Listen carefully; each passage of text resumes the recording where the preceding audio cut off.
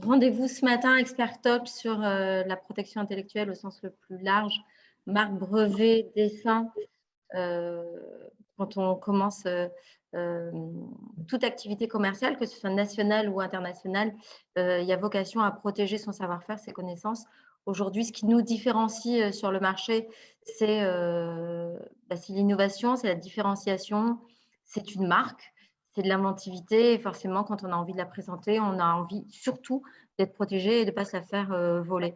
Donc, c'est fondamental dès les premiers pas en national et surtout à l'international de se protéger. Nous sommes accompagnés aujourd'hui, l'APEX est accompagné ce matin du cabinet Bodlomeni, très forte réputation de façon nationale et aussi internationale. Ils ont un cabinet à Marseille, un grand cabinet à Paris et beaucoup d'attaches dans de nombreux pays dans le monde entier, ce qui leur permet finalement d'avoir un rayonnement fantastique. Et pour nous, membres de l'APEX, nombre d'entreprises travaillent avec le cabinet Bodlomeni. Pour ma part, Pronim, depuis de nombreuses années. Juste quelques mots, nous avons beaucoup de membres APEX ce matin, merci, mais certains ne le sont pas, donc juste quelques mots. Jean-Yves, bonjour, te voilà parmi nous. Nous allons recevoir dans un deuxième temps Laurent Cohen, qui est président de la société Corania. Laurent, tu as été aussi président de l'APEX. Je te laisse en quelques mots présenter l'APEX comme tu aurais pu le faire il y a 4 ans ou 5 ans.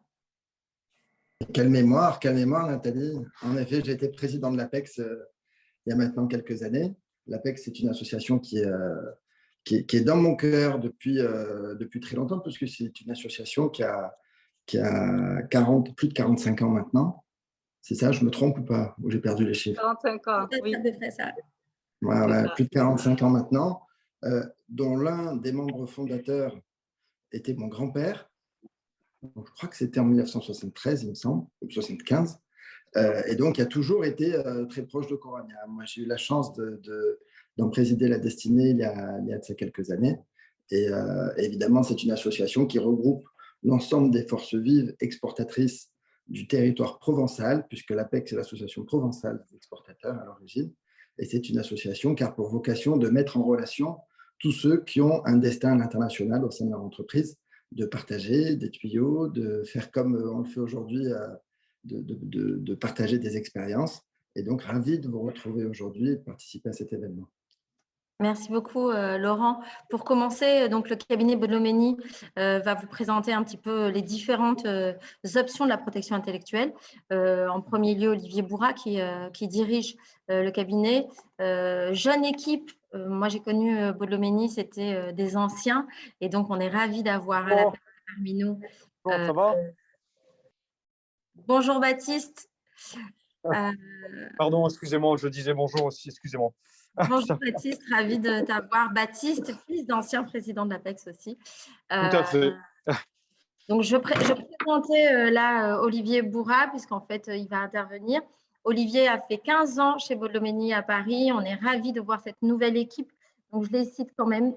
Carole Isoard, Stéphanie Fidjan et Karine Etienne, qui est par ici aussi et qui ne va pas intervenir.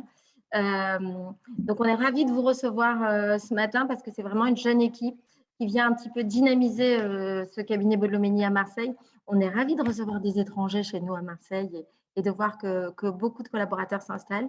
Olivier, je te passe la parole. Et en tout cas, merci de votre intervention extrêmement importante pour nous, entreprises de l'international. Merci Nathalie, merci tout le monde d'être venu.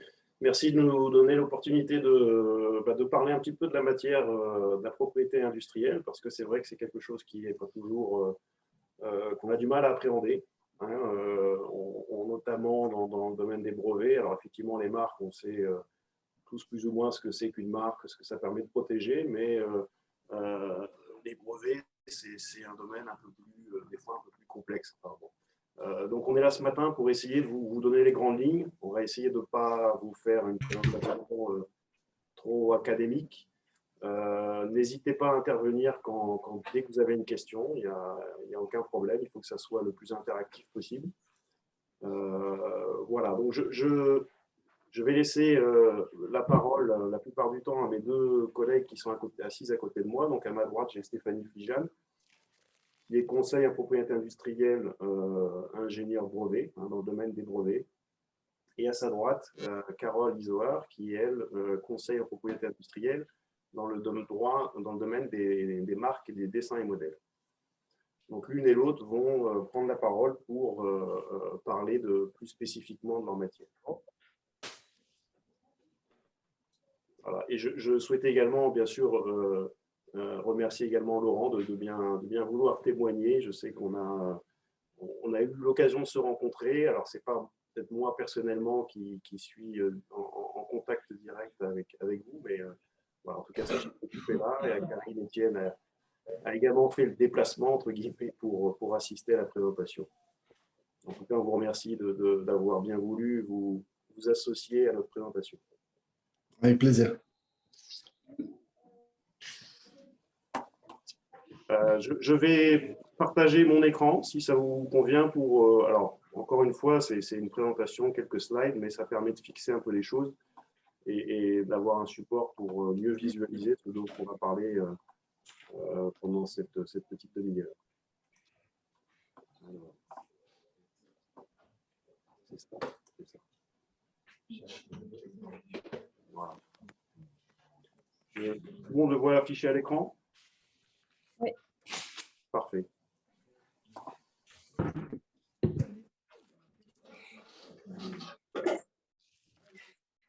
Voilà. Alors, je ne vais pas très rapidement, le cabinet Baudelomény, comme l'a expliqué Nathalie, c'est un cabinet relativement important en France et en Europe, puisqu'nous sommes environ 200 personnes avec le siège qui est à Paris.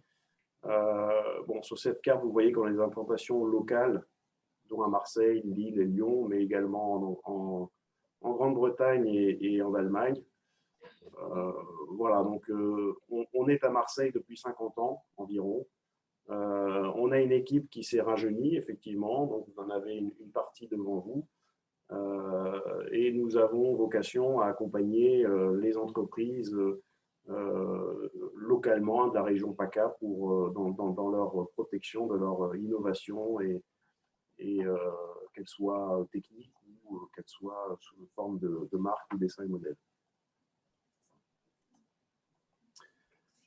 Alors, la première question peut-être qu'il faut se poser pour un peu cadrer les débats, j'allais dire, c'est de se demander ce qu'on peut protéger à la fois par un brevet, par une marque et par un dessin et modèle. Je vais laisser la parole à ma collègue Stéphanie pour vous expliquer ce qu'on peut protéger par un brevet. Alors, bonjour à tous. Donc, pour un brevet, tout d'abord, un brevet, c'est un titre de propriété industrielle qui confère à son titulaire un monopole d'exploitation sur le territoire dans lequel ce brevet est en vigueur et pendant une période de 20 ans à compter de son dépôt. Ce qu'on peut protéger par brevet, c'est une invention. Une invention, c'est une solution technique à un problème technique. Donc, on exclut de la brevetabilité tout ce qui est idée abstraite, découverte scientifique ou théorie scientifique, de même que les créations esthétiques qui ne sont pas des inventions en tant que telles. Et il existe différents types d'inventions. Donc, tout d'abord, les inventions de type produit ou dispositif. On peut citer par exemple les cartes à puce, les dispositifs mécaniques, par exemple un aspirateur, une molécule chimique aussi, ou encore une composition cosmétique ou pharmaceutique. On peut également faire référence aux procédés, notamment de fabrication ou d'utilisation. Donc ça peut être un type d'invention qui permettrait de couvrir tout ce qui est logiciel notamment. Ou encore les inventions de type utilisation des différents produits. Donc là, par exemple, pour la composition cosmétique de L'Oréal, on aurait une revendication de type utilisation pour lutter contre le vieillissement cutané. Voilà. Et un brevet permet de définir sa portée de protection par rapport à ces revendications. On passe à la marque. Je pense que vous voyez tous à peu près de quoi il s'agit. La marque, c'est un signe qui va vous permettre de différencier vos produits et vos services de ceux de vos concurrents. Donc, ça peut être tout type de signe, du moment qu'il est en capacité d'être représenté au registre des marques de façon claire et précise. Donc, on pense aux marques classiques, les noms, les slogans, les logos. On peut avoir aussi des couleurs. Vous avez par exemple la couleur violette du chocolat Milka. et des marques encore plus spécifiques, comme des sons, des mouvements, des hologrammes. Par contre, en l'état de la technique, on a encore du mal à protéger d'autres types de marques, comme les marques olfactives et les marques gustatives. Si vous avez des questions, n'hésitez pas, hein, parce qu'elles vont un peu rapidement, mais il ne faut pas hésiter à les interrompre. Hein. S'agissant du dessin au modèle, lui, il va protéger l'apparence de vos produits ou d'une partie spécifique de vos produits. Donc, ça peut être la forme du produit, la couleur, les lignes, les contours, un motif. Là encore, vous avez quelques exemples à l'écran avec la forme d'une chaise, le motif d'un sac, la forme globale d'un scooter ou un flacon de parfum qui donc peuvent faire l'objet de cette protection. Pourquoi dessin et modèle? Le dessin, c'est en 2 dimensions, le modèle en 3 dimensions. Et dans tous les cas, ce que ça va protéger, c'est un élément qui est visible dans des conditions normales du produit et qui n'a pas une fonction technique. Sinon, on retombe dans le domaine du brevet et non pas du dessin au modèle. Peut-être avant d'avancer plus vite, je ne sais pas si vous avez des questions déjà à ce stade, parce qu'on est passé un peu rapidement sur ce que c'était, ce qu'on pouvait protéger par un brevet ou une marque, mais peut-être que ça... Non, Olivier avance, comme ça après, je pense que les gens poseront des questions sur la globalité du sujet. Très bien. Alors, quelles sont les différentes conditions d'obtention d'un titre de propriété industrielle? Donc, pour les brevets, il existe différentes conditions d'obtention, notamment le respect des différentes conditions de brevetabilité. Donc, comme on l'a vu tout à l'heure, il faut que le brevet concerne une invention, donc la solution technique à un problème technique. Il faut que cette invention soit nouvelle, donc qu'elle ne soit pas comprise dans l'état de la technique à la date du dépôt de votre demande de brevet. Donc, l'état de la technique, c'est tout ce qui a été rendu accessible au public avant la date de dépôt de votre demande de brevet, par n'importe quel moyen, que ce soit écrit, oral ou un usage. Il faut que votre invention soit inventive, c'est-à-dire que pour un homme du métier, elle ne découle pas de manière évidente de l'état de la technique. Et enfin, il faut qu'elle soit susceptible d'application industrielle, donc qu'elle puisse être mise en œuvre ou fabriquée dans tout type d'industrie.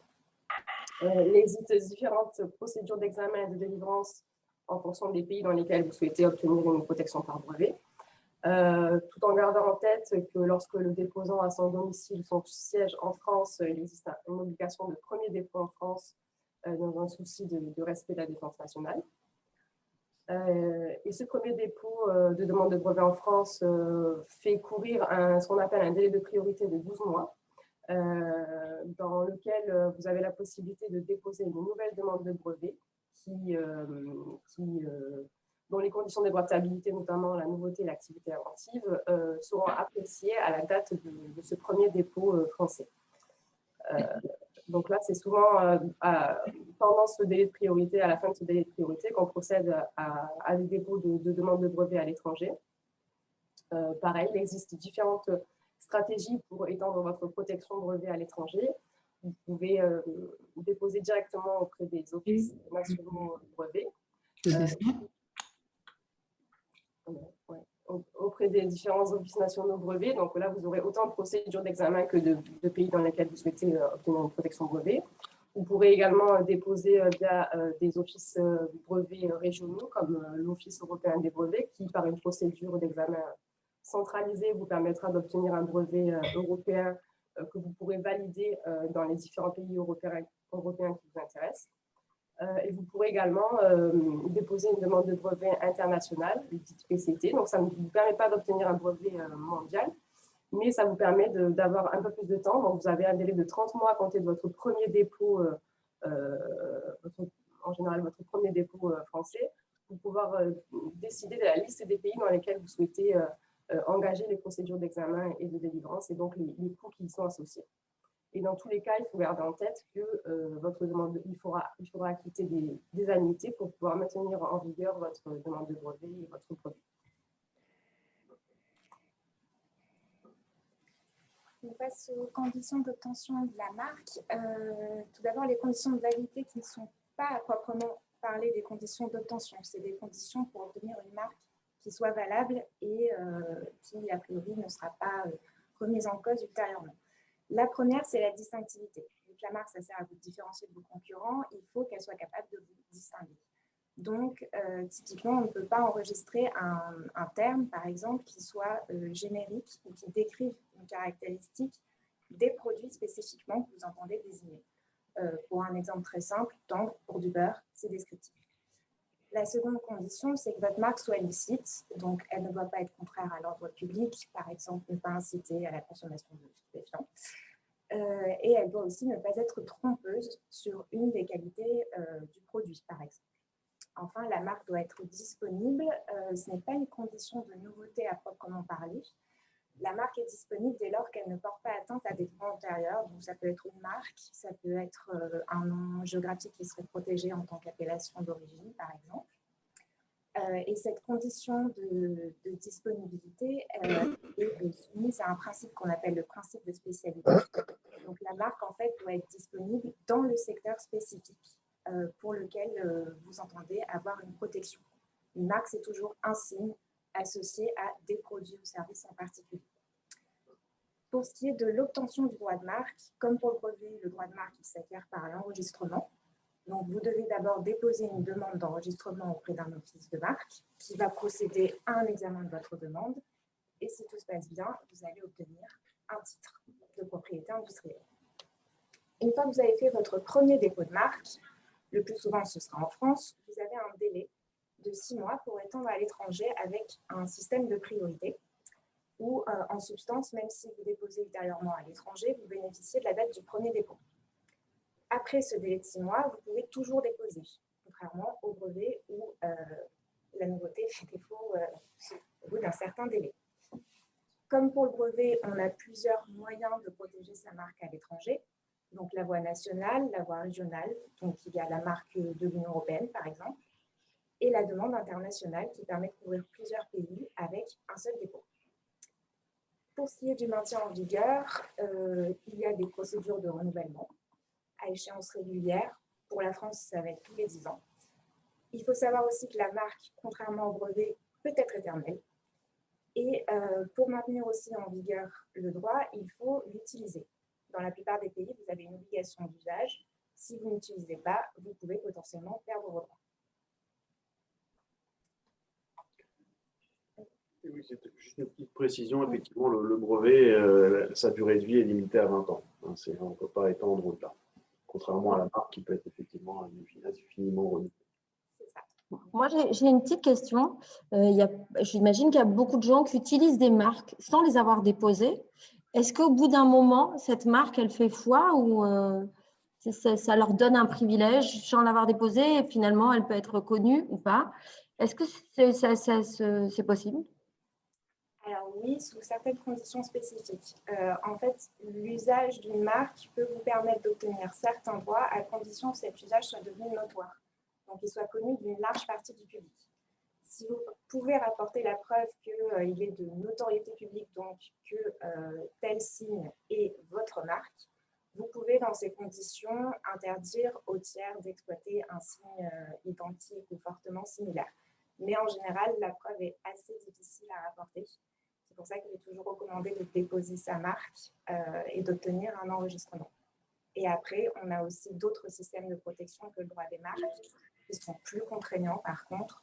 On pense par exemple à la concurrence déloyale ou si vous avez un concurrent indélicat qui commet une faute à votre égard en utilisant le même signe que vous pour distinguer ses produits.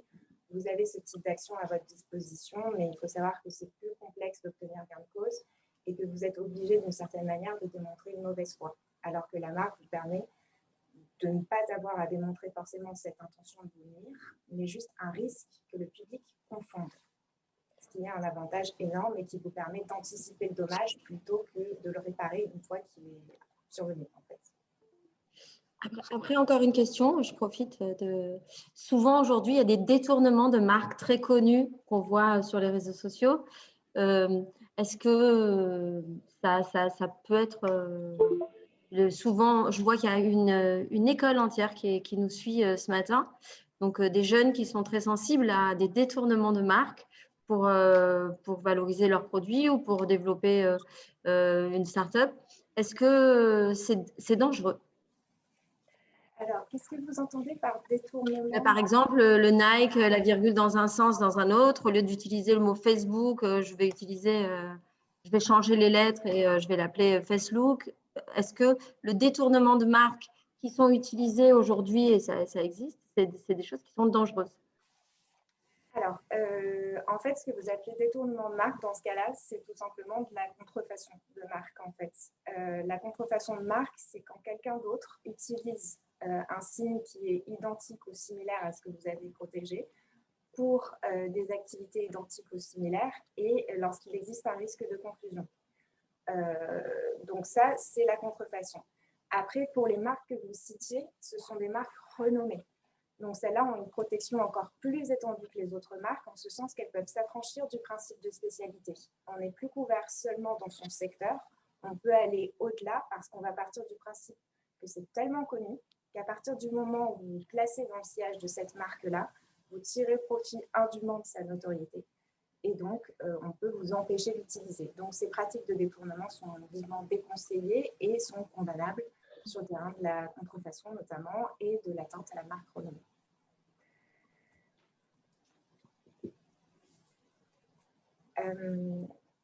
Vous aviez d'autres questions? On passe peut-être au dessin et modèle. J'ai juste une petite question par rapport à la protection à l'étranger qui se fait. Apparemment, on peut le faire en international une fois. Enfin, je pense que c'est l'OMPI, il me semble. Et quel est l'avantage ou inconvénient par rapport à le faire dans chaque pays? Est-ce qu'il vaut mieux pas aller le faire, par exemple, on va s'implanter dans un pays X, est-ce qu'il vaut mieux pas aller protéger sa marque avec des avocats locaux dans le pays plutôt que de faire une demande internationale? La marque internationale, en fait, l'avantage, c'est qu'en un seul dépôt, vous désignez plusieurs pays et avec généralement des frais réduits. Et ensuite, une fois que vous avez déposé une marque internationale, vous pouvez au fur et à mesure de votre développement désigner de nouveaux pays, à condition qu'ils fassent partie du système. C'est le cas des principaux pays à l'export, par exemple les États-Unis, la Chine, les pays européens. Il y a certains pays, par contre, qui ne font pas partie du système, comme Taïwan, par exemple, qui ne peut pas faire l'objet de ce type de marque. Mais il y a des avantages et des inconvénients à ce système. Donc, l'avantage, c'est principalement un avantage financier et pratique parce que vous avez une seule marque de taxes réduites. Par contre, il y a un inconvénient le plus célèbre et celui qui saute aux yeux, c'est le lien de dépendance. En fait, votre marque internationale, vous devez impérativement avoir déposé d'abord une marque dans votre pays d'origine. Donc, pour vous, ça va être la France ou l'Union européenne. Et pendant 5 ans, votre marque internationale suit le sort de votre marque de base. Si la marque de base tombe, toute la marque internationale tombe et vous perdez la protection dans tous les pays que vous avez visés. Ce qui est un inconvénient majeur de ce système. On a aussi un manque de souplesse avec la marque internationale, parce qu'en fait, la marque internationale va être calquée sur votre compte. Donc, vous ne pouvez pas vous adapter à certaines exigences qu'on peut avoir dans les pays étrangers. Parce qu'en fait, la marque internationale, vous la déposez une fois auprès de l'OMPI, mais elle va être examinée par chaque office local. Et pour répondre à une autre de vos questions, pour déposer à l'étranger, vous devez être représenté par quelqu'un sur place quand vous déposez au niveau national. Vous ne pouvez pas déposer directement. Et c'est d'ailleurs recommandé d'être représenté parce que chaque pays a ses spécificités. Mais du coup, quand on fait avec l'OMPI, est-ce qu'il faut, par un cabinet ou soi-même, aller étudier d'abord dans le pays si la marque, si par exemple notre marque, par exemple, elle est protégée en Europe, tout va bien, en France, tout va bien, on est ultra protégé, mais par exemple, dans un pays X, il y a le même nom de marque sur la même classe, par exemple. Alors oui, c'est toujours recommandé de vérifier avant de déposer et idéalement avant d'exploiter qu'il n'y a pas déjà une marque dans les pays qui vous intéressent. Parce que dans ce cas-là, vous pourriez vous voir empêcher d'utiliser ou après coup devoir cesser l'usage. D'accord. En fait, dans la continuité de ce que disait Carole, la question de la stratégie de dépôt en fonction du pays qui vous intéresse, enfin, où vous souhaitez vous développer, ça dépend en fait du pays en question. La stratégie choisie, par exemple pour la Chine, avec une marque internationale, il peut être plus difficile d'obtenir l'inscription de sa marque sur des plateformes de vente en ligne qu'avec une marque nationale. Pour les États-Unis, où il y a par exemple une obligation de déposer une déclaration d'usage peu de temps après la publication de la marque, pareil, le dépôt national peut offrir plus donc de souplesse, comme le disait Carole, mais aussi d'opportunités par rapport à la marque internationale. Donc en fait, ça dépend du marché visé. Il n'y a pas vraiment de réponse toute faite. Ça dépend de sous combien de temps vous allez commercialiser vos premiers produits. Et donc, ce sont les questions qu'il faut se poser. C'est vrai que si vous choisissez la voie du dépôt national, vous serez obligé d'avoir recours à un représentant local, alors qu'avec l'OMPI, vous pouvez le faire seul. Toutefois, les offices, beaucoup de pays membres du système de l'OMPI ont leur propre examen et du coup, il est très fréquent que vous receviez des notifications auxquelles vous ne pourrez pas répondre dans tous les cas sans être représenté par un mandataire local. Ok. Est-ce que je peux parler? J'aurais une question à poser. Nous travaillons, enfin moi personnellement, depuis 38 ans avec la Chine. Et en ce qui nous concerne, la marque Lumisky, nous l'avons déposée en Chine. Ça coûte très cher. Et j'aimerais qu'on mette aussi la notion de prix dans le débat. Parce que c'est vrai que quand on parle de produits high-tech ou des marques très, très mondialement connues, ça vaut le coup. Quand ce sont des petits produits de grande consommation, nous on crée 200 modèles et produits par an, ça coûterait vraiment une fortune pour des produits à 35 €. Voilà. Alors, je vais vous montrer, je vais vous faire un exemple. Hein. Voici une photo que j'avais prise, qui sont des produits assez banals chez nous, hein, sont des boules lumineuses. C'est moi qui avais fait cette photo en Corse chez un copain. Donc ça, c'est notre catalogue. Et voilà le catalogue du chinois. Entre les deux, il s'est passé 6 mois. Alors évidemment, la photo, je ne l'ai pas déposée, je ne suis pas allé à le pays, déposer une photo, etc.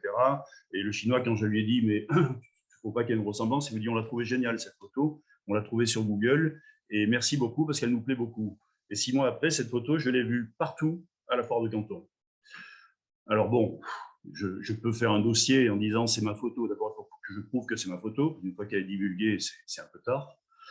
Ensuite, il aurait fallu que je la dépose, mais bon, déposer une photo... en France, c'est une chose, en Europe, c'est une chose. Sur une portée mondiale, pour une photo à 3 balles, ça ne vaut pas le coup. Et je voudrais simplement vous dire que, en ce qui nous concerne, créer des lignes de produits, ça va très vite. On a des designers chez nous qui créent des modèles, qui créent des nouveaux produits.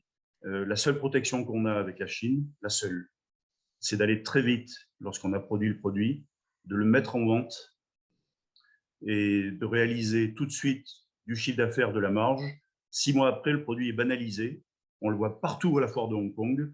Et moi, je n'ai pas envie de me balader avec un avocat de Hong Kong qui va me prendre 10 000 € par jour pour faire le tour du salon, etc., pour des produits à 35 €. Voilà, je voulais simplement qu'on mette dans la notion de prix quelque chose de très, très important quand on parle de propriété intellectuelle. Merci.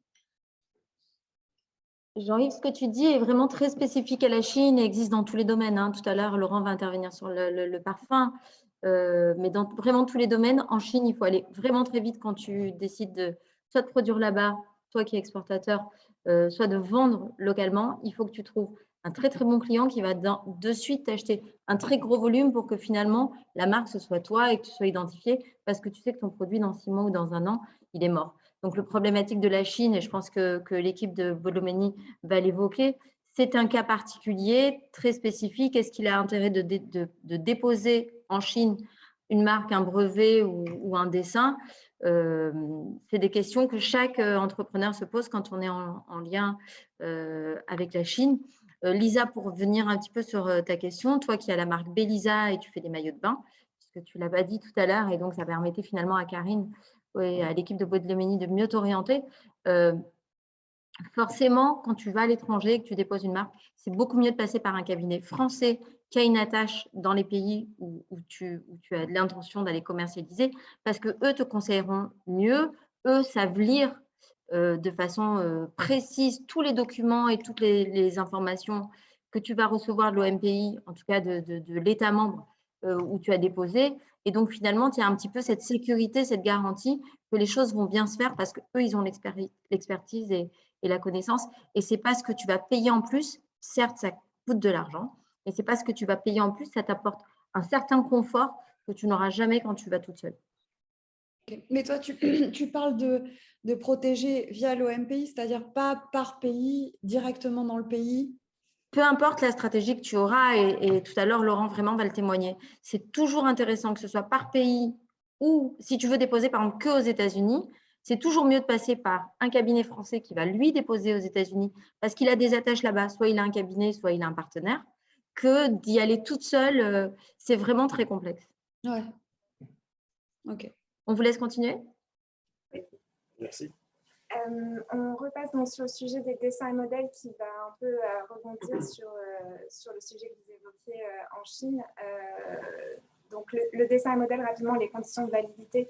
Le dessin, il doit être nouveau, donc il ne doit pas exister de dessin identique ou quasi identique qui ait déjà été divulgué, donc rendu accessible au public avant de déposer. Et il doit avoir un caractère propre, en ce sens qu'il ne doit pas produire une impression de déjà-vu avec des choses qui existeraient déjà. Ça va, vous captez?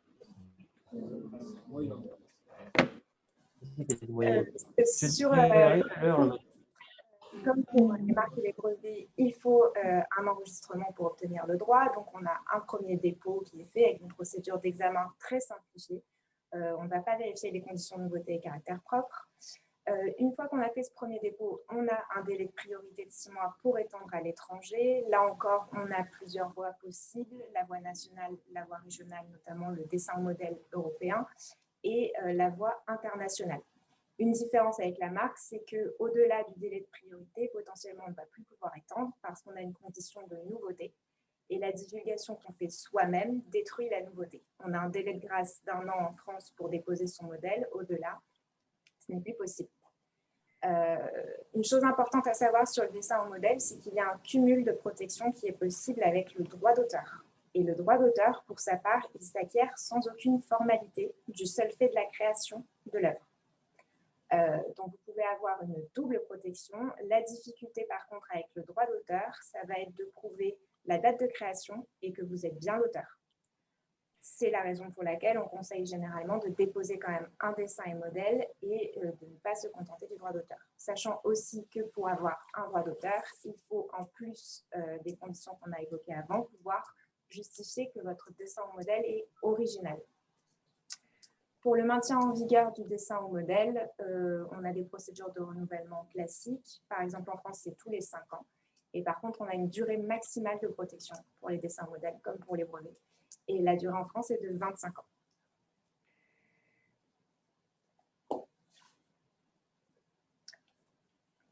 Peut-être passer à la suite. Une question très importante, quels sont les droits qui sont conférés par les titres de propriété industrielle? En fait, l'intérêt majeur de bénéficier d'un titre de propriété industrielle, donc que ce soit un brevet, une marque, un dessin modèle, c'est d'obtenir un monopole d'exploitation de ce qu'on a protégé. Ce monopole, ça vous donne le droit d'interdire à des tiers d'utiliser ce que vous avez protégé et ça vous donne aussi le droit d'autoriser à d'autres personnes d'utiliser ce que vous avez protégé, par le biais notamment de contrats de licence. Donc, ça peut être source de revenus pour votre entreprise. On va tout à l'heure sur les avantages. Pour que vous puissiez défendre votre monopole, le titre de propriété industrielle va vous donner plusieurs mécanismes et actions réservées qui vont vous permettre de vous défendre. Vous avez tous certainement déjà entendu parler de l'action en contrefaçon. Celle-là, elle vous permet en justice de faire cesser un usage qui porte atteinte à vos droits et d'obtenir réparation de votre dommage. Chose importante, vous pouvez obtenir la réparation de votre dommage même s'il n'est que moral.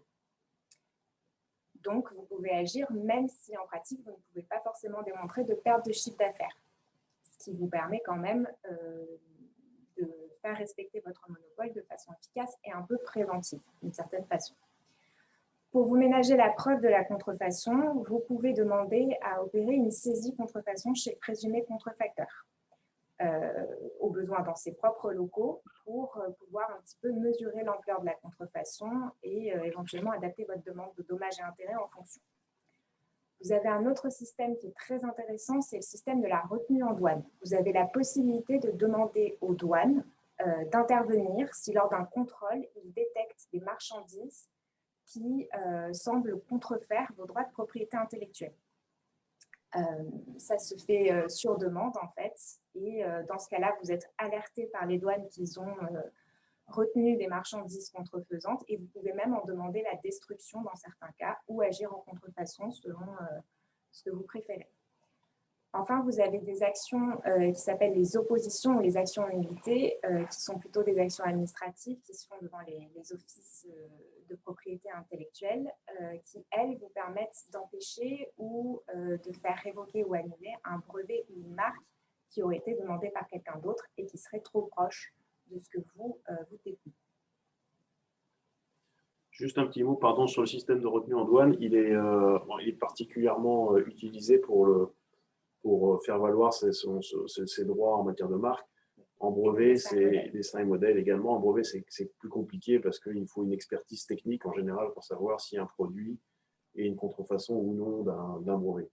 Donc, c'est principalement pour faire valoir ses titres en termes de marque et de dessin et modèle. Mais ça pourrait être invoqué pour les brevets également. Alors, quels sont les bénéfices commerciaux des droits de propriété industrielle? Donc, en particulier en ce qui concerne la possession d'un brevet, ça vous permet donc de valoriser, mettre en avant le caractère innovant de vos activités, les recherches et développements qui ont été effectués, ainsi que les investissements qui ont été faits.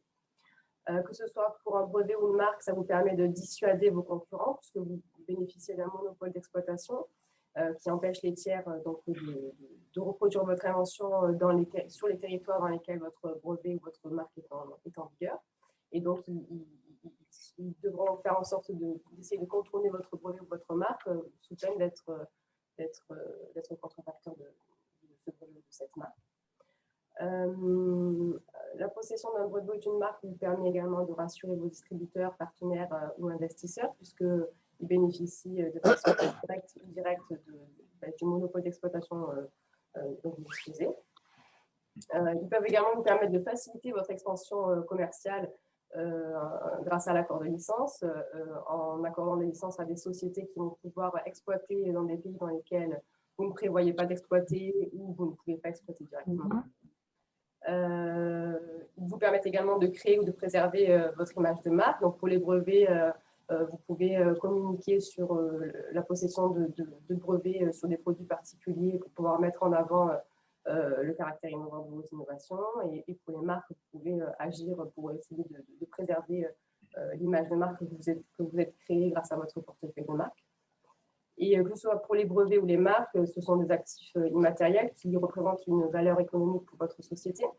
Selon la qualité de votre brevet ou de votre marque, ils pourront vous aider à faciliter tout ce qui est levée de fonds, partenariat industriel, et ils pourront également vous permettre de générer des revenus, que ce soit par les redevances que vous pourriez obtenir via l'accord de licence ou par des cessions. On va maintenant faire un focus sur un point particulier des brevets, donc sur la distinction importante entre le droit d'interdire et la liberté d'exploitation. Donc, comme on l'a dit tout à l'heure, un brevet, vous confère un monopole d'exploitation, c'est-à-dire un droit d'interdire aux autres de reproduire l'objet de votre invention. Mais ce n'est pas un droit de faire. C'est-à-dire que l'obtention d'un brevet ne vous signifie pas automatiquement, ne vous confère pas automatiquement une liberté d'exploiter dans le pays dans lequel ce brevet est en vigueur. Donc, il existe toujours un risque de contrefaçon d'un brevet plus large déjà existant lorsque vous avez déposé, vous, un brevet de type perfectionnement sur des éléments particuliers. Vous pouvez également être contrefacteur d'un brevet existant qui porterait sur un ou plusieurs éléments spécifiques de votre invention. Et donc, du coup, c'est très important de pouvoir effectuer une étude de liberté d'exploitation avant toute exploitation commerciale. Donc, vérifier qu'il n'existe pas de brevet en vigueur dans le pays dans lequel vous envisagez d'exploiter et qui couvrirait tout ou partie de l'objet que vous prévoyez d'exploiter. Quand c'est le cas, quand il existe déjà des brevets, la seule solution, c'est d'essayer d'obtenir des licences de la part des titulaires de ces brevets. Et le fait de posséder, vous, un brevet sur un ou plusieurs éléments du produit, de l'invention que vous souhaitez exploiter, peut vous permettre de faciliter les accords de licence via, par exemple, des licences croisées. Et dans tous les cas, voilà, la question de la liberté d'exploitation se pose dès lors que vous envisagez une exploitation commerciale et que vous soyez titulaire ou pas d'un brevet, puisque votre brevet ne vous donne pas le droit de faire, mais simplement un droit d'interdire. Ce point-là, juste, on l'a mis en avant parce que c'est une question, enfin en tout cas, c'est une confusion qu'on rencontre couramment parmi nos clients. J'ai un brevet, donc je peux aller exploiter sans problème à l'étranger. Pas forcément. J'ai un brevet, je peux interdire quelqu'un d'exploiter mon invention à l'étranger. Par contre, il faut quand même que je vérifie que mon brevet ne tombe pas dans le champ d'un brevet antérieur plus large et et donc qui serait pour moi une gêne. Donc, il faut être vigilant. Encore une fois, c'est une confusion que font souvent voilà, les personnes qui ont un brevet, qui ont l'impression que c'est un peu le Graal et qui leur permet d'aller maintenant conquérir les marchés dans le monde entier. Non, attention, encore une fois, à bien vérifier les droits antérieurs qui existent.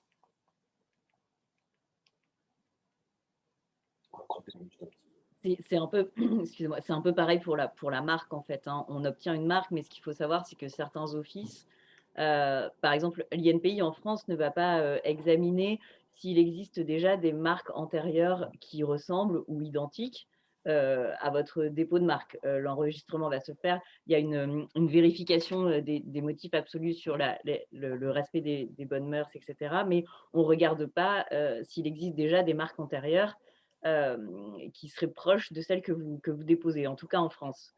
Ça va pas être le. Donc, il faut quand même vérifier la potentielle existence de ces droits antérieurs parce que même si votre marque est enregistrée, ça ne veut pas dire qu'un an ou 2 ans plus tard, vous êtes à l'abri d'une action en nullité d'un autre propriétaire qui aurait une marque proche ou d'une action en contrefaçon aussi.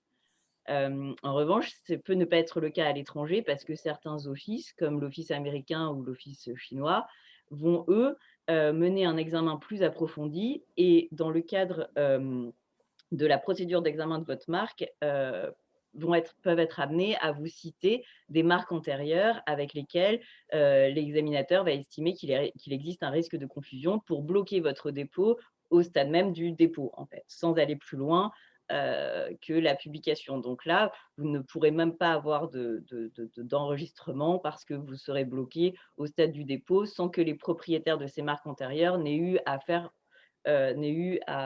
intenter une action spécifique.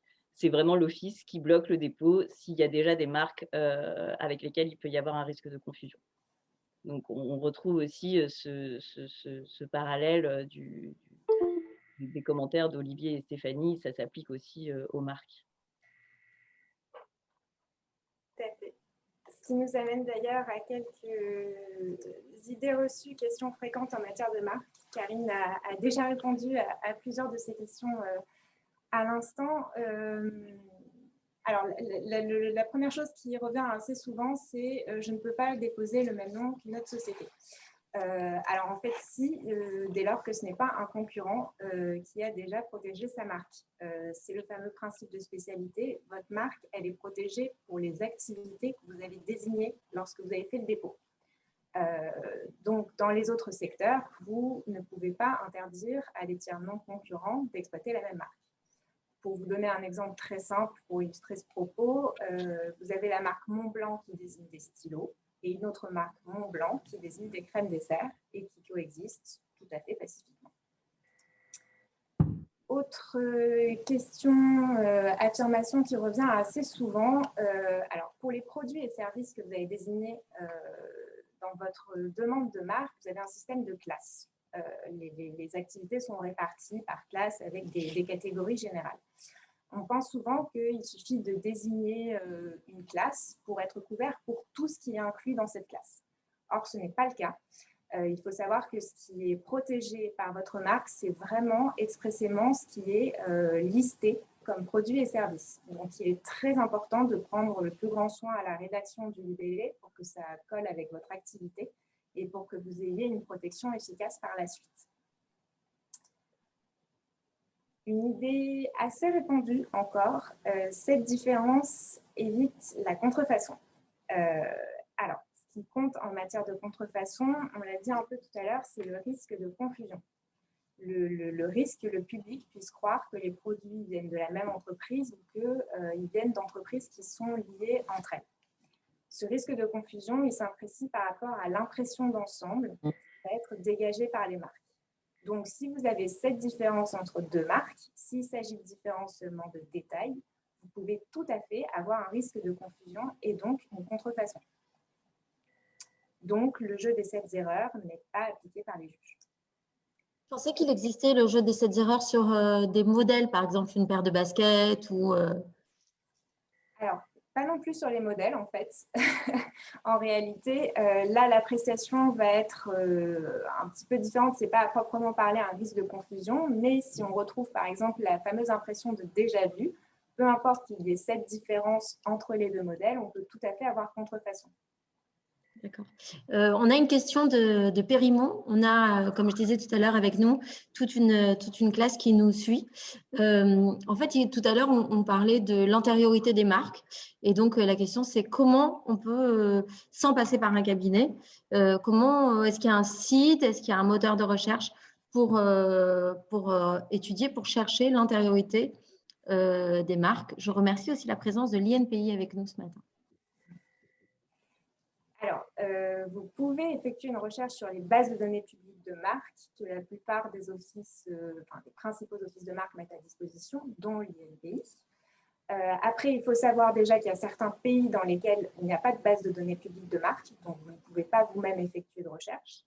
La deuxième chose à savoir, c'est que faire une recherche tout seul, pourquoi pas, mais encore faut-il savoir ce que l'on cherche, parce que les marques, elles ne sont pas protégées uniquement à l'identique, mais aussi en similitude.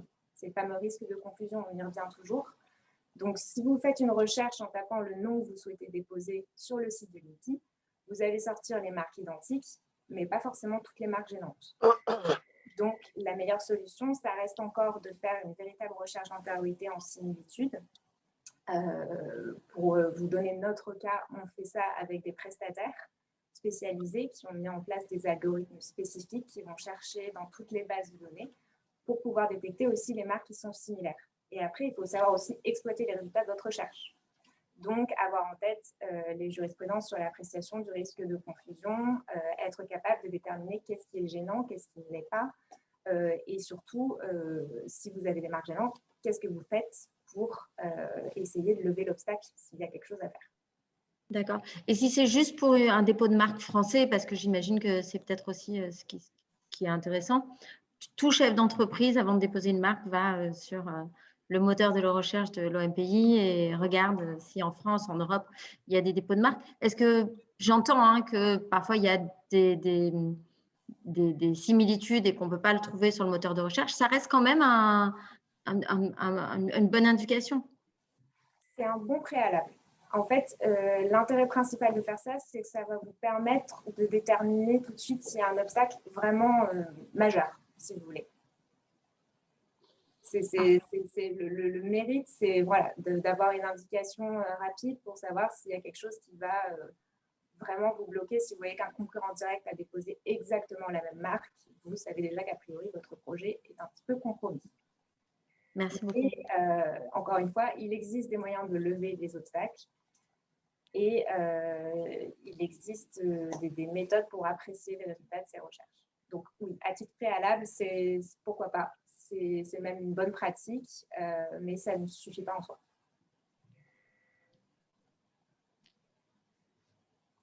On continue ? Oui. Donc, une autre question qui revient souvent, existe-t-il une marque mondiale ? Malheureusement, non. Certains pays n'ont d'ailleurs même pas de système de dépôt de marque. Ce qui s'en rapprocherait le plus, ce serait la marque internationale. Mais il faut savoir que lorsque vous déposez une marque internationale, c'est vous qui décidez des pays que vous souhaitez désigner, qu'il y a une taxe pour chaque pays. Déposer une marque internationale qui viserait tous les pays membres du système, qui sont plus de sens actuellement, représenterait un budget extrêmement conséquent. Donc, pas de marque mondiale et, comme le disait Karine tout à l'heure, une stratégie de dépôt à adapter à chaque fois. Est-ce que je peux déposer moi-même? On a répondu à la question tout à l'heure. En France, vous pourriez déposer vous-même, mais à l'étranger, vous avez besoin d'une représentation locale. Une question intéressante, est-ce que je peux déposer pour bloquer un concurrent? Alors, vous allez me dire, c'est le but de déposer une marque, c'est de bloquer ses concurrents pour éviter qu'ils n'exploitent la même marque. Là, on va s'intéresser plutôt au cas où vous déposez, mais sans intention d'exploiter. Ce type de stratégie, malheureusement, ça peut se retourner contre vous à plusieurs titres. Déjà parce que si vous déposez uniquement pour empêcher un concurrent d'entrer sur le marché, vous risquez de voir votre dépôt retoqué pour caractère frauduleux du dépôt. Et ensuite, une autre chose à avoir en tête quand on dépose une marque purement défensive, c'est que vous avez une obligation d'usage dans la plupart des pays. Et si vous n'êtes pas en mesure, au bout d'un certain délai qui est de 5 ans en France, de prouver que vous avez bien exploité de façon sérieuse votre marque, vous pouvez potentiellement perdre vos droits sur la marque. Donc, déposer une marque à titre défensif, c'est une stratégie qui se réfléchit en amont pour éviter des retours de bâton après. Une question qui va sûrement vous intéresser, vu les questions précédentes, le sujet de la contrefaçon en Chine. En fait, en Chine, on a deux cas de figure qu'on rencontre très souvent en matière de marque. On a la contrefaçon, donc quelqu'un qui va faire des produits en utilisant votre marque sans autorisation. Et on a le cas du squatting de marque. Typiquement, vous décidez de vous lancer en Chine, vous voulez déposer votre marque sur place et vous vous rendez compte que quelqu'un l'a déjà fait. Et a priori, en connaissance de cause. Donc la question, c'est est-ce qu'on peut se défendre efficacement contre ce type de pratique? On a un peu cette image de la Chine comme le pays de la contrefaçon, où c'est extrêmement difficile de faire valoir ses droits, où il n'y a aucun respect des droits de propriété intellectuelle. Il faut savoir quand même que la Chine a fait d'énormes efforts pour valoriser la propriété intellectuelle. On a eu plusieurs réformes qui ont permis d'augmenter les sanctions dans le pays. Donc, déjà, on a des moyens plus efficaces aujourd'hui de lutter contre ce type de pratique. Ce qu'il faut retenir, en fait, pour pouvoir se protéger, se défendre efficacement sur place, comme partout ailleurs, finalement, la clé du succès, c'est 1, de déposer sa marque, et 2, de surveiller. Pour le dépôt, Madame Agel, je vous rejoins parfaitement. Ce qui est valable sur la stratégie commerciale et aussi au plan juridique, en Chine, la clé, c'est d'anticiper et d'aller plus vite que les autres. Il faut déposer très tôt pour éviter qu'un tiers ne le fasse avant vous. Parce qu'après, vous pouvez toujours récupérer la marque si c'est vous qui en êtes le titulaire légitime finalement, mais ça va engager des procédures assez complexes, coûteuses et longues. Donc, c'est toujours préférable de déposer le plus tôt possible en Chine. En faisant bien attention à ce qu'on dépose aussi, parce qu'on pense souvent donc, à déposer sa marque telle qu'elle est protégée partout ailleurs et telle que vous l'exploitez, donc en général avec des caractères latins. On pense un peu moins à la translittération en caractères chinois, mais c'est très important de la déposer. Il faut bien avoir en tête que le public chinois, pour lui, la translittération en chinois, c'est comme ça qu'il va parler de votre marque dans la plupart des cas. Il ne va pas utiliser des caractères latins qu'il ne comprend pas. Il va plutôt avoir tendance à traduire votre marque si vous ne fournissez pas une traduction et à utiliser ce nom-là pour parler de vous. Donc, c'est très important de vous protéger là-dessus parce qu'on a beaucoup de cas où finalement, on a des titulaires de marque qui sont protégés pour la marque en caractère latin et qui se voient squatter sur la translittération en caractère chinois par des gens qui vont ensuite se faire passer pour eux. Donc, il faut pas penser à cet aspect-là. Sur l'aspect surveillance, comme dans tous les autres pays, c'est recommandé de faire une surveillance parmi les marques déjà, pour voir ce qui va être déposé par les tiers.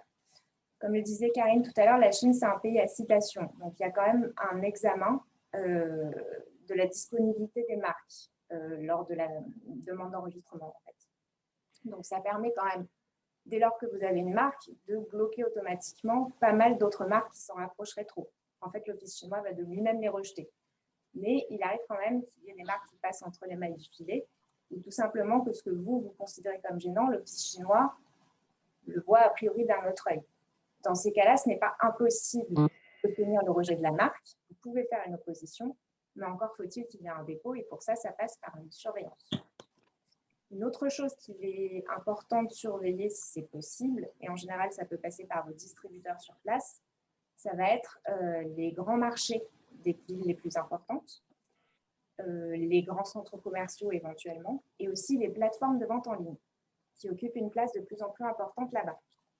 Il faut savoir sur ça spécifiquement, en fait, les plateformes de vente en ligne peuvent être tenues responsables si elles revendent des contrefaçons en Chine.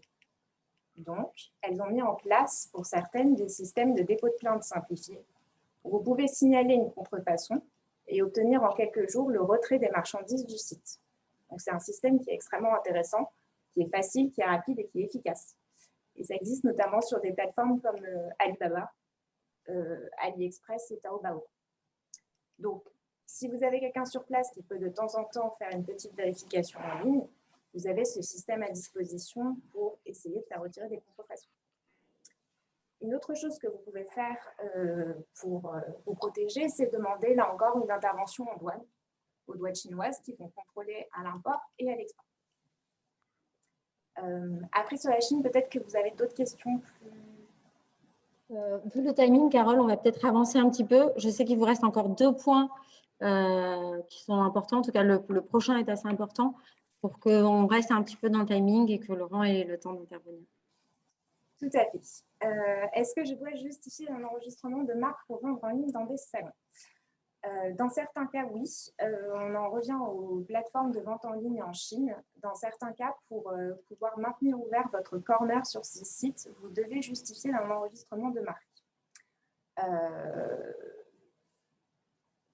Et il faut savoir aussi, très important sur la Chine, lorsque vous discutez avec un distributeur sur place, le plus souvent, il va vous demander si vous avez une marque enregistrée, parce que les distributeurs sont très soucieux aussi de la contrefaçon. Donc, pour vendre en Chine, dans certains cas et sur certaines plateformes, c'est un prérequis d'avoir un enregistrement à titre de marque. Enfin, dernière question, j'ai déposé ma marque, mes concurrents ne pourront jamais déposer la même marque. Karine y a répondu tout à l'heure en substance. En fait, déposer la marque en soi en France, par exemple, ça n'empêche pas vos concurrents de déposer la même, parce que l'INPI ne vérifie pas la disponibilité de la marque lors de l'examen. Donc, c'est à vous d'intervenir pour empêcher l'enregistrement de la marque du concurrent. Dans d'autres pays comme la Chine, en revanche, c'est l'office qui de lui-même peut rejeter la marque. Si, on va faire intervenir Laurent et les questions à la fin, de façon à ce qu'on puisse entendre tout le monde. Laurent, président de la société Corana, tu vends historiquement, toi, comme tu parlais de ton grand-père tout à l'heure, c'est une entreprise familiale qui rayonne à l'international, puisque vous êtes une des premières entreprises françaises à être allée sur la Russie, par exemple. Comment vous êtes protégé? Quelle est ta stratégie de protection des marques, du parfum? On parlait tout à l'heure de marques olfactives. Comment aujourd'hui, tu es aussi sur des réseaux, des places de marché très intéressantes et très importantes. Comment tu protèges Corania aujourd'hui dans ta stratégie internationale et même nationale, puisque tu es présent chez des grands distributeurs en France? Merci Nathalie de me donner la parole. Merci évidemment à Bodlobeni, qui est un partenaire historique de Corania depuis de nombreuses années. Quand je dis partenaire, ce n'est pas un mot en fait que je dis par hasard. Pour moi, tout ce qui concerne la propriété intellectuelle, c'est le fait d'une collaboration entre un cabinet et une entreprise. Les marques, bien sûr que c'est toujours un enjeu. Et je ne vais pas rajouter ce qui a déjà été dit. La seule chose que je peux dire, c'est qu'Orania a une centaine de marques déposées en France et à travers le monde. Que ça fait partie du patrimoine de l'entreprise, du patrimoine historique de l'entreprise. Ce qu'il ne faut surtout pas oublier, c'est qu'une marque ou des produits, quels qu'ils soient, s'ils ne sont pas protégés et s'ils n'ont pas la capacité d'être commercialisés librement, perdent énormément de valeur. Tu parlais tout à l'heure du développement de Corania. En effet, on est présent sur sur de nombreux pays. Quand on s'est développé sur le marché américain, la première chose qui nous a été demandée par nos distributeurs, c'est « votre marque est-elle déposée aux États-Unis » Donc, déposer une marque, ce n'est pas seulement pour se défendre. Déposer une marque, c'est aussi pour faire du business. La première chose aujourd'hui qui est demandée par Amazon quand on souhaite développer ses ventes en ligne, c'est « votre marque est-elle déposée ?» Montrez-nous que vous êtes bien le fabricant de ces produits-là. La première chose qui est demandée également par Instagram, par Facebook, par les réseaux sociaux, c'est « êtes-vous réellement les propriétaires de la marque ?» Prouvez-le nous. Donc, déposer une marque, ce n'est pas seulement un acte défensif, ce n'est pas seulement pour se protéger, mais c'est essentiellement pour créer un actif fort au sein de l'entreprise, quelque chose qui a de la valeur, et de se dire quand on va investir en communication, quand on va investir dans des démarches internationales, on le fait l'esprit serein. Alors, je dis ça, évidemment qu'il y a des arbitrages, il y a des stratégies à mettre en œuvre pour développer des marques. On a 100 marques, nous, chez Corania. Les 100 ne sont pas déposés dans tous les pays dans lesquels on travaille. Donc, il y a forcément des arbitrages. Tout à l'heure, Jean-Yves l'a dit très justement, ça coûte cher de déposer des marques. Donc, il faut essayer d'être malin, d'essayer de déposer les marques qui fonctionnent le mieux, de ne pas s'enflammer sur des budgets de dépôt de marques qui n'ont pas de sens. Et parfois, quand on est un peu trop prudent, on a des mauvaises surprises. Ça nous est arrivé, nous, avec une des marques phares de l'entreprise sur le marché chinois, où on s'est battu avec Bodomeni pendant des années, on va dire. Ouais, maintenant, on est au bout des années pour récupérer une marque qui est la nôtre et qui avait été frauduleusement déposée sur ce marché-là. Donc, si j'ai une chose à ajouter à tout ce qui a été dit, qui était très complet par Bodomeni, c'est ne pas considérer que déposer une marque, c'est uniquement pour se défendre contre des contrefaçons. Ne pas déposer une marque pour bloquer, alors j'en vois bloquer les concurrents, pour moi, c'est une aberration. Enfin, ça fait partie d'un système de dépôt frauduleux qui n'a aucun sens. Déposer une marque, c'est permettre à une entreprise d'avoir un actif fort et permettre à toutes les équipes, marketing, communication, commerciale, de travailler sereinement. Donc voilà la manière dont nous, on déploie nos efforts dans le dépôt de marque depuis de nombreuses années. Et je me tiens évidemment à la disposition de chacun d'entre vous si vous voulez plus d'informations. J'ai fait court parce que je vois que le temps court et qu'on est quasiment au bout. Juste pour la curiosité, on parlait tout à l'heure de marque olfactive. Comment, chez Corania, vous protégez en fait vos parfums, puisqu'en fait, c'est tout votre savoir-faire, il tient autour de ça. Première question. La deuxième, vous avez gagné beaucoup de prix et vous avez une vraie reconnaissance visuelle de vos flacons. Est-ce que chez Corania, vous protégez aussi vos designs de flaconnage? Alors, chez Corania, on a pris le parti de ne déposer que principalement, enfin de défendre principalement que nos marques. Aujourd'hui, on a juste un design qui est un design assez caractéristique qui a été déposé, mais sinon, on ne défend que nos marques. En ce qui concerne l'olfactif, ça a été dit tout à l'heure, ce n'est pas défendable. Voilà, donc on peut se battre pendant tout ce qu'on veut. De toute façon, ce n'est pas défendable. Il n'y a aucun intérêt à déposer. Je crois qu'on peut quand même déposer si on a envie, mais en tout cas, il n'y a aucun moyen de se défendre et de déposer une odeur. Donc, ce qu'on va défendre, au-delà de l'odeur, de toute façon, on le sait bien. Si je te propose un parfum de très, très grande qualité, qui est même encore meilleur qu'un Chanel et que je te le mets dans un petit flacon très moche, Nathalie, je ne suis pas sûr que tu me l'achètes. Donc, c'est vrai que tout ce qui joue autour du monde de l'olfactif et de la parfumerie, c'est beaucoup les marques, leur image et ce qu'elles vont pouvoir exprimer. Et l'olfactif, même si c'est vrai que c'est un enjeu important, de toute façon, n'est pas défendable. Donc, on ne dépose pas nos odeurs. On ne dépose pas, aucun parfumeur ne dépose ses odeurs. Je crois qu'il y a un cas qui est un cas d'exception, mais qui n'a pas encore fait école, qui est le cas de Angel de Thierry Mugler, qui a réussi à défendre un petit peu ça, mais ça reste anecdotique. Merci Laurent. C'est fondamental, hein, même quand on fait, tu le disais pertinemment, la vente sur les marketplaces, c'est vraiment le meilleur argument aujourd'hui d'avoir déposé ces marques.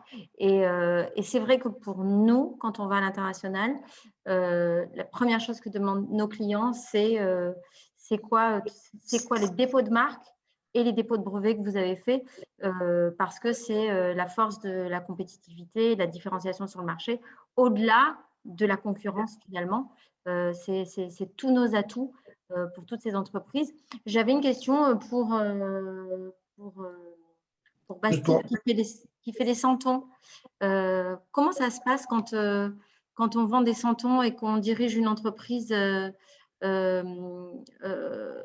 historique qui est reconnue en France pour la qualité, non pas la qualité de ses santons, mais la reconnaissance visuelle d'un produit qui est authentique, qui est historique, qui fait partie du patrimoine français. Comment ça se passe quand on va à l'international? Est-ce qu'on a protégé le design du santon? Est-ce que c'est la marque qui est protégée? Comment ça se passe pour vous? Bonjour. Le design du santon, on a énormément de modèles. On en discutait d'ailleurs parce qu'on a eu un rendez-vous. J'ai eu un rendez-vous hier avec le cabinet Bodomeni. Il y a énormément de modèles, donc ça serait très compliqué de déposer l'intégralité de la collection. Enfin, il y a plus de 900 références dans le catalogue. Donc ça serait un budget colossal, ça serait probablement inutile. Donc, voilà. En revanche, effectivement, la protection des marques est très importante. Historiquement, les ateliers Marcel Carbonel ont protégé leurs marques, notamment en Amérique du Nord et en Asie. Aujourd'hui, on a un petit travail quand même à faire pour bien cibler ce qu'il faut. Enfin, comme disait Laurent Cohen tout à l'heure, ça ne sert à rien de tout déposer, de déposer des millions de marques. Ça coûterait très cher. Donc aujourd'hui, il faut bien qu'on cible les marques importantes à continuer à déposer à l'international. Mais en effet, c'est primordial, notamment en termes de distribution, d'être déposé sur les marchés sur lesquels on vend. Moi, j'avais une question qui était un petit peu... en vous écoutant tout à l'heure, on parle beaucoup de NFT aujourd'hui. Je ne sais pas si je peux en parler tout de suite. On parle beaucoup de NFT avec différentes plateformes sur lesquelles on peut créer des supports artistiques NFT. Est-ce qu'aujourd'hui, la propriété intellectuelle, il y a une possibilité de protéger nos marques, notamment d'une éventuelle contrefaçon sur des plateformes de NFT? Il y a justement beaucoup d'actualités sur le sujet. Il y a eu la fameuse affaire du sac Birkin. En fait, dans la tenue, le droit des marques, ça couvre l'usage dans la vie des affaires, quel qu'il soit. Donc, oui, en fait, sur le principe, vous pouvez vous défendre dans ce type de cas. Après, il y a des questions assez complexe de territorialité qui se pose par rapport à ça et d'identification aussi des contrefacteurs. C'est un sujet vraiment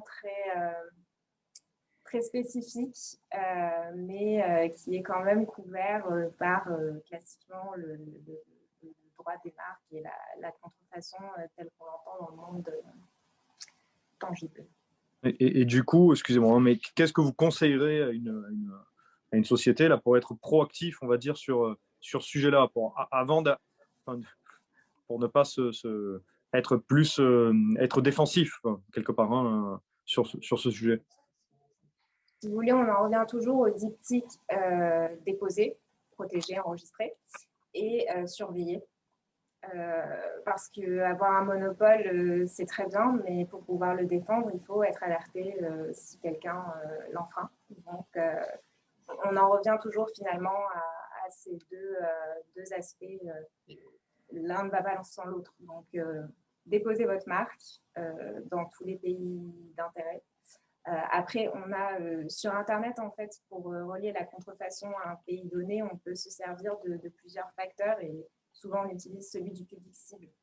Donc, par exemple, si vous avez un site de vente en ligne qui vise le public français, peu importe qu'il soit tenu par des Américains, vous pouvez quand même intervenir avec vos droits français parce que ce qui est visé, c'est le public de ce pays. Et je pense qu'on peut retrouver d'une certaine façon ce principe de public cible dans notamment les mondes virtuels.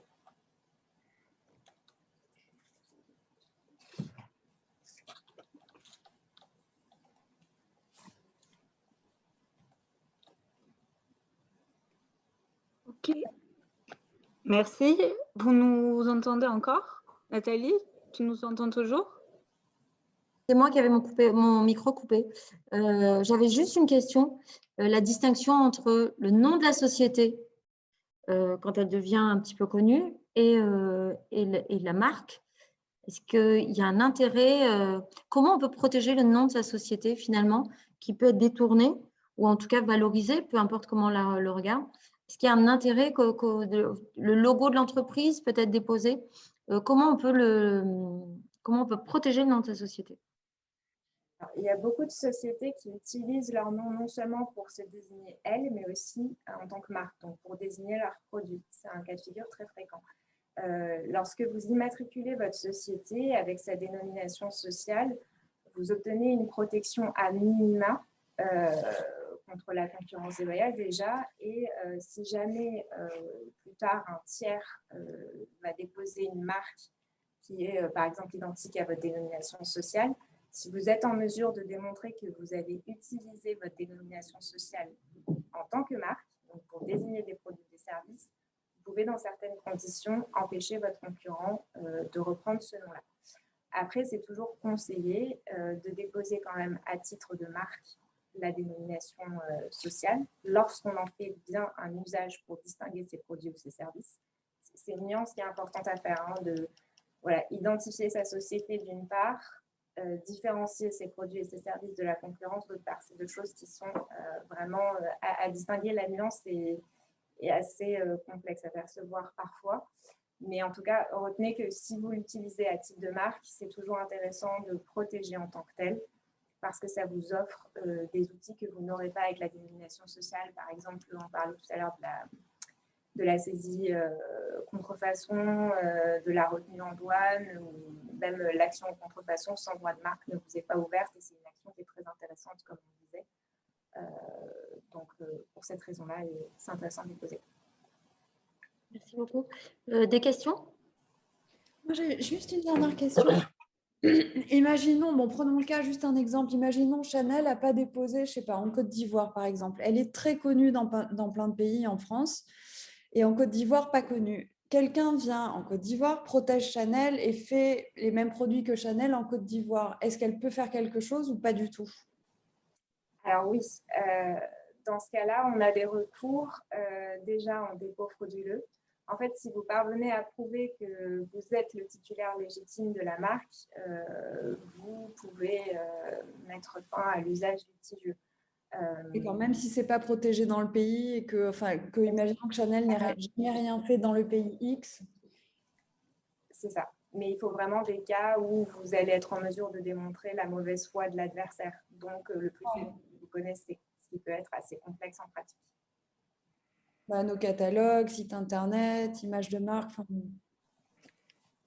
Oui, si vous avez des éléments suffisants pour démontrer que vous connaissez, ce qui peut être la reprise intégrale de toute votre communication, dans ces cas-là, vous pouvez agir. Après, il faut savoir que agir devant les tribunaux, par exemple en Côte d'Ivoire, ce n'est pas forcément des procédures qui sont très simples. Et que, vous pouvez avoir des difficultés de procédure et des lenteurs assez importantes dans ces cas-là. Parce qu'en fait, l'histoire, c'est que comme on a Instagram et Internet va très vite, imaginons, moi, je suis très connue ici sur le territoire français, Sud-Est Corse, je veux m'implanter aux États-Unis, je commence à faire des choses, mais ça va tellement vite que des concurrents peuvent voir ma marque et d'un coup, commencer à faire tout de suite le même genre de marque, même sous un autre nom. Et si je n'ai pas eu le temps d'aller déposer, ça va tellement vite avec Instagram. Après, vous avez le délai de priorité dont on parlait tout à l'heure, qui est de 6 mois quand même. Donc, si vous faites ne serait-ce qu'un seul dépôt en France, ça vous laisse déjà 6 mois pour pallier à ce type d'éventualité. Si quelqu'un a déposé à 2 mois de votre dépôt français aux États-Unis, vous pouvez contourner l'obstacle avec ce système de priorité. Ok. D'autres questions? Merci beaucoup. En fait, on a pu voir au travers de ces deux visions, la vision de Laurent ou celle de Baptiste, Lisa aussi, au travers de son questionnement. Je te souhaite un beau rayonnement sur les États-Unis. Et côté Baudelomeni, deux prismes différents de voir le dépôt de brevet, marque et design. D'un côté, plutôt de la protection, au sens protection intellectuelle, et comment agir vis-à-vis de la concurrence et les institutions d'enregistrement.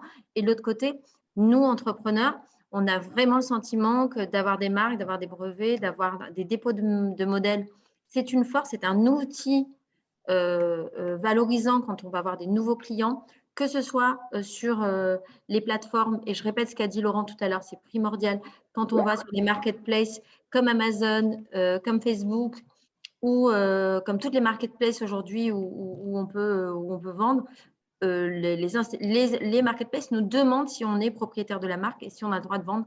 Donc aujourd'hui, c'est vraiment un argument commercial d'avoir cette force et d'avoir ces outils pour aller sur ces marchés-là. Et donc, c'est vraiment deux prismes différents de vision. Un, c'est une force armée pour nous d'aller avec ces outils sur les marchés. Et de l'autre côté, le côté finalement de Bodloménie, qui est très important, comme disait Laurent, c'est des vrais partenaires pour beaucoup de nos entreprises, de savoir finalement, théoriquement et concrètement, comment protéger notre savoir-faire, nos marques et brevets. S'il n'y a pas d'autres questions, je vous remercie. On vous transmettra à tous les coordonnées du cabinet Bodloménie. N'hésitez pas à poser des questions après l'événement. On fera remonter les informations et les questions. Si Périmont a besoin de la présentation, je suis sûre que Olivier sera d'accord pour leur faire passer. Merci à tous d'avoir été présents ce matin et à très bientôt. On vous a pris 20 minutes, mais je vous souhaite une très, très, très bonne journée. Olivier, merci. Laurent, merci. Baptiste et tout le monde. Et merci. à très vite avec l'APEC. Merci, à bientôt. Merci. Merci. Merci. Merci beaucoup.